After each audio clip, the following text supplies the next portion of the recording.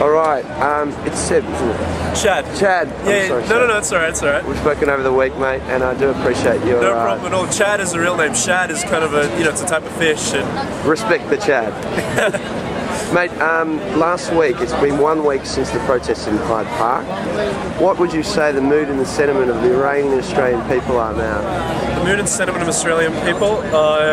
I've spoken to a lot of people and a lot of them wish they could do more. A lot of them are saying things like, I wish I was over there. The feeling that they're kind of projecting to me is that they wish they could do more, and they're feeling quite helpless and quite impotent in many ways, and it's quite sad actually. I haven't been able to sleep and concentrate. Like, I spoke to one guy who's a doctor, and he says he hasn't been able to concentrate at work with what's happening, and people keep asking him, are you alright, are you alright, and he just can't seem to focus, and it seems to have quietened down. Like, I've spoken to some family that some of my friends have over there, and they say that it's quietened down, but they think that it's going to start up again. And I guess in my personal opinion is that I don't think, even if it starts up again, even if it stops, I don't think the situation is going to be the same anymore over there. I think I answered the question. Yeah, around that sort of a way. That's cool. And you went to Canberra during the week? I did, yes. I went there on Friday, and there was about 150 people that turned up, 150, 200 people that turned up.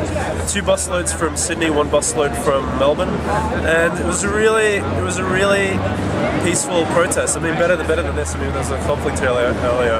But over there, people were really unified. Really unified. Like, they were really just there to mourn Neda and show their support for the people that are dying over there. And there was there a mixture of Persians, Australians, lots of different people? Yeah. There was some guys with some bagpipes playing the bagpipes, and there was a guy with a Chinese gong, and it was just great. It was really fantastic because it wasn't just Persians that were there. It was people from all walks of life, and that was really important. People that just support wanting to have a separation of powers over there. Yeah. Cool. Now, you say you're going over in October, yeah? I might well be, yes. Yeah. And do you think that the events in the last 2 weeks has probably motivated you more to actually... Absolutely. I actually was planning a trip to Japan, but because I just love Japan, I love animation.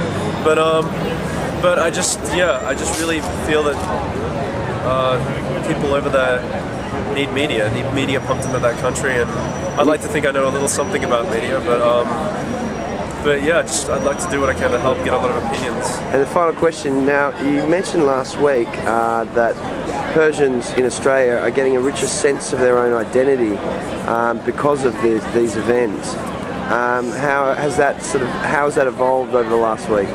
Well, I think that people are just feeling a little bit more comfortable saying that they're Persian, saying that they're Iranian, because there are a lot of Iranians in the public eye that are opposed to the religious regime. So now it's it's very much public knowledge that there is the religious regime and there are people opposed it, and people are I feel that people are comfortable on which side of that they stand on. A couple of people that I've spoken to just feel a lot more proud about being Persian, just because there's people over there standing up for freedom, and that's a beautiful thing, I think.